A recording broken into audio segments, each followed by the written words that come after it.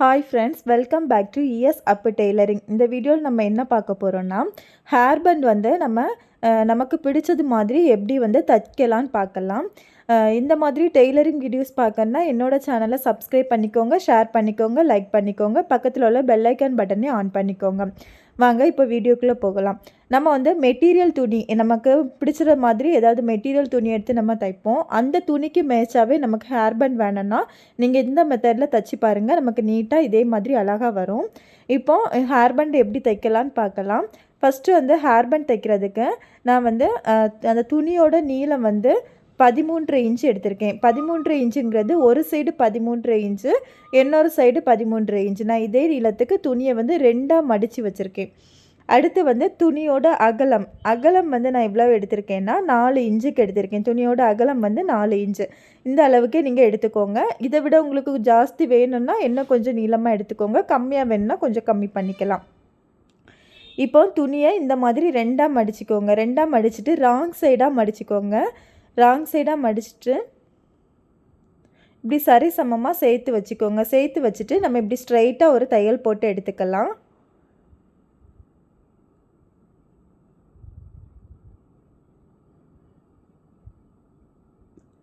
இந்த மாதிரி ஸ்ட்ரைட்டாக தையல் போட்டு எடுத்துக்கோங்க. எடுத்துட்டு நான் வந்து இந்த மாதிரி நம்ம ரப்பர் பேண்ட் மாதிரிப்பட்ட ஹேர் பேண்ட் உண்டுல்ல, அந்த ஹேர் பேண்ட் எடுத்திருக்கேன். உங்களுக்கு இந்த ஹேர் பேண்ட் இல்லைன்னா இதே அளவுக்கு நீங்கள் எலாஸ்டிக் இருக்கும்ல, நமக்கு ஒல்லியான எலாஸ்டிக், அந்த எலாஸ்டிக்கை இந்த ஹேர் பேண்ட் அளவுக்கு கட் பண்ணி ஒரு தையல் போட்டு எடுத்துக்கோங்க.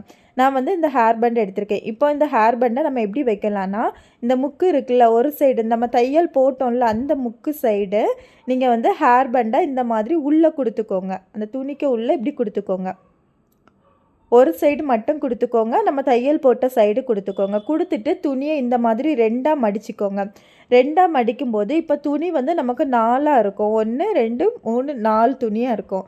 அந்த 4 துணியையும் நம்ம சேர்த்து பிடிச்சிக்கோங்க. பிடிச்சிட்டு அந்த உள்ளே இருக்க 2 துணியையும் உள்ளே தள்ளி விட்டுருங்க. நம்ம அதில் இப்போ தையல் போடக்கூடாது. வெளியே இருக்கக்கூடிய 2 துணியிலேருந்து தான் நம்ம வந்து தையல் போட்டுகிட்டே வரணும்.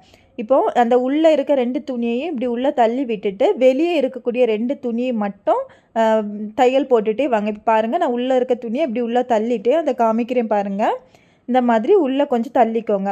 நம்ம வெளியே இருக்க துணியில் நம்ம 2ஆக மடிச்சிருப்போம்ல, அதில் வெளியே இருக்க துணியை மட்டும் 2ஆக சேர்த்து நம்ம வந்து ஸ்ட்ரைட்டாக தையல் போட்டுக்கிட்டே வரலாம். இப்போ பாருங்கள், இதில் தையல் போடணும்.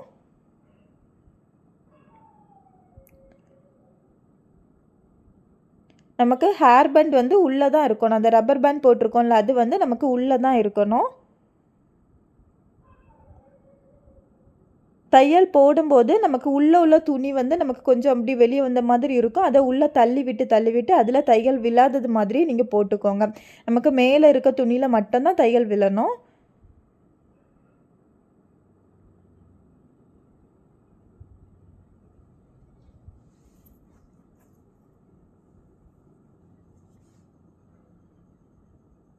இந்த மாதிரி அந்த துணியை வந்து இழுத்து நம்ம அந்த ஹேர் பண்டுக்கு உள்ளோடி அந்த துணியை வந்து இழுத்து தையல் போடணும். நம்ம அதை தையல் போடும்போதே கரெக்டாக நமக்கு அந்த துணி வரும்.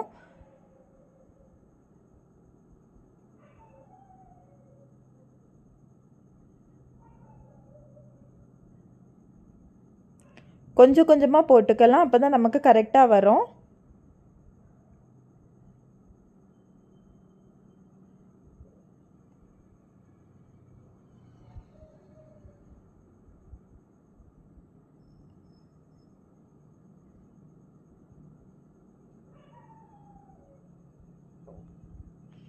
இந்த மாதிரி நம்ம அந்த 2 துணியுமே இழுத்து தையல் போட்டுகிட்டே வரும்போது, நம்ம அந்த உள்ள 2 துணி விட்டோம்ல, தையல் போடாமல் உள்ள 2 துணி விட்டோம்ல, அந்த துணியும் நமக்கு இது கூட சேர்ந்து வந்துக்கிட்டே தான் இருக்கும். நம்ம தையல் போடும்போது அந்த துணியிலே நமக்கு தையல் விழ தான் செய்யும். ஏன்னா நம்ம 2 துணியுமே சேர்த்து தான் ஜாயின் பண்ணியிருக்கோம். அதனால் நம்ம இழுத்து தையல் போடும்போது நமக்கு வந்து அந்த துணியும் சேர்ந்து தான் வந்துட்டுருக்கும்.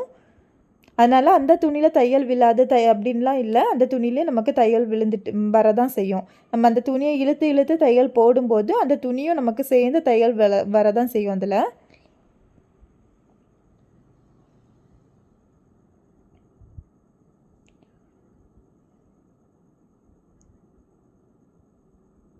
அந்த துணி பக்கத்தில் கொஞ்சம் வரும்போது நமக்கு கொஞ்சம் டைட்டாக தான் இருக்கும். நம்ம கொஞ்சம் இழுத்து இழுத்து போட்டோம்னா அந்த துணி கொஞ்சம் கொஞ்சமாக வெளியே வந்து நமக்கு தையல் கரெக்டாக விழும்.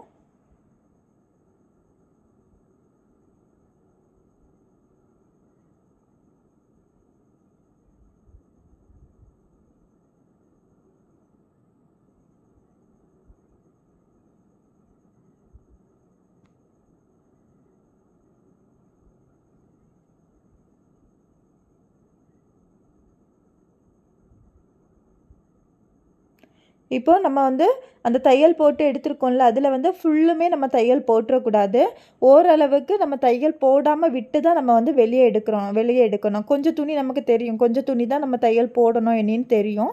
அந்த இடம் வந்த உடனே நம்ம வந்து அந்த இதிலேருந்து டபுள் தையல் போட்டு நம்ம மொத்தமா துணிய வந்து வெளியே எடுத்துறணும். கொஞ்சம் நமக்கு வந்து தையல் போடாம ஓப்பன் சைடு இருக்கணும். இப்ப நான் தையல் போட்டுட்டு காமிக்கிறேன் பாருங்க.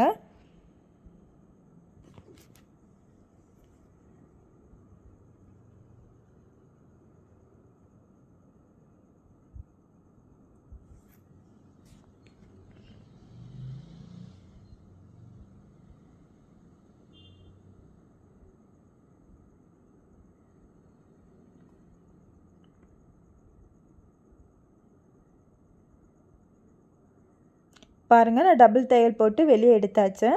இந்த மாதிரி நம்ம கொஞ்சம் அந்த தையல் விட்டு தான் நம்ம வந்து தையல் போட்டு எடுக்கணும்.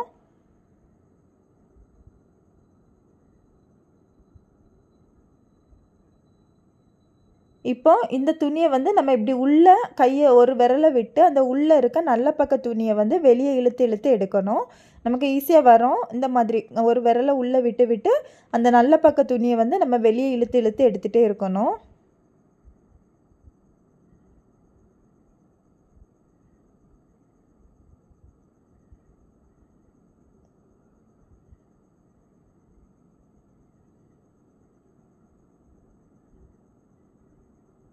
இப்போ நான் எடுக்கிறது மாதிரி இந்த மாதிரி நம்ம வந்து கொஞ்சம் பொறுமையா இழுத்து எடுக்கணும்.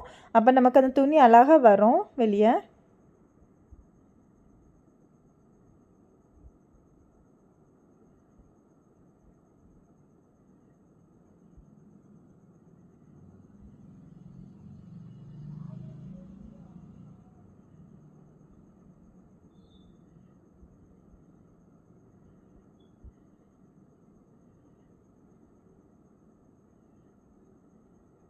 இப்போ பாருங்க நமக்கு அழகா அந்த துணி வந்து வெளியே வந்துட்டு. இப்போ இதில மட்டும் நம்ம கொஞ்சம் இடம் வந்து நமக்கு தையல் போடாம இருக்கும். ஏன்னா நம்ம தையல் போடாம எடுத்தா தான் நம்ம வந்து இந்த துணிய வெளியே இழுத்து எடுக்க முடியும். அதனால வந்து கொஞ்சம் இடம் தையல் போடாம இருக்கும். அந்த இடத்த வந்து இப்போ நம்ம ஃபினிஷ் பண்ணிரலாம்.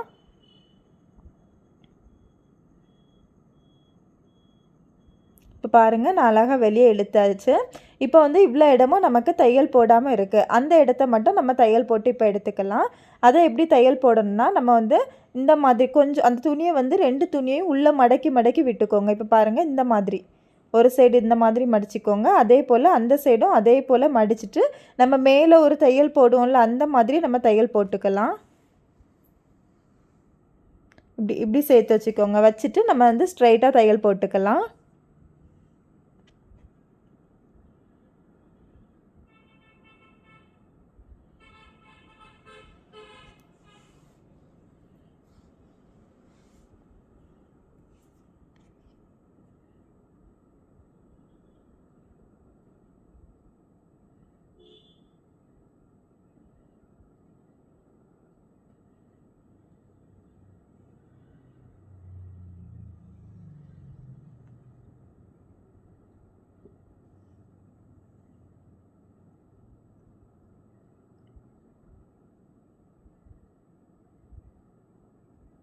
இப்போ பாருங்கள் இந்த மாதிரி நம்ம தையல் போட்டு எடுத்துக்கலாம்.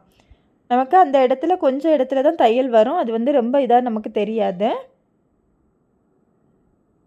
இப்போ நம்மளோட ஹேர் பேண்ட் வந்து ரெடி ஆயிட்டு.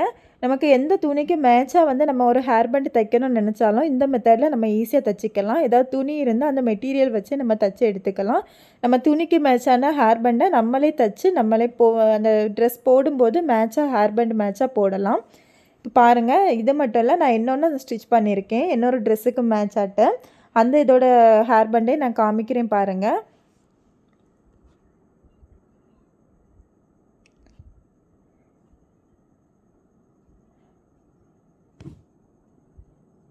இந்த ஹேர் பேண்டு தான். இது வந்து நான் இன்னொரு குர்த்தி மெட்டீரியலுக்குள்ள துணியில இருந்து நான் இதை ஸ்டிச் பண்ணது.